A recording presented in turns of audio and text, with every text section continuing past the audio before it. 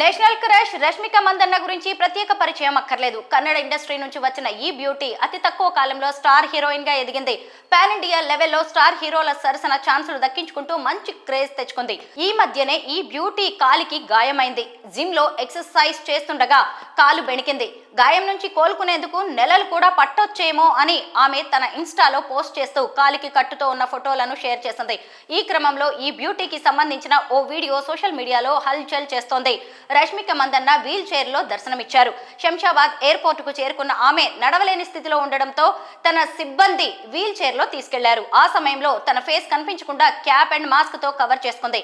ప్రస్తుతం ఇందుకు సంబంధించిన వీడియో సోషల్ మీడియాలో వైరల్ అవుతుంది. ఈ వీడియో చూసిన నెటిజన్స్ అభిమానులు రష్మిక త్వరగా కోలుకోవాలని కోరుకుంటున్నారు. సుకుమార్ దర్శకత్వంలో అల్లు అర్జున్ నటించిన పుష్ప 2 సినిమాతో ప్రేక్షకుల ముందుకు వచ్చిన ఈ భామ బ్లాక్ బస్టర్ హిట్ ని అందుకుంది. ఆ మధ్య బాలీవుడ్ లో యానిమల్ మూవీతో సంచలన విజయాన్ని తన ఖాతాలో వేసుకుంది. ఈ ఏడాది విక్కీ కౌశల్ హీరోగా నటిస్తున్న చావా మూవీలో నటిస్తోంది.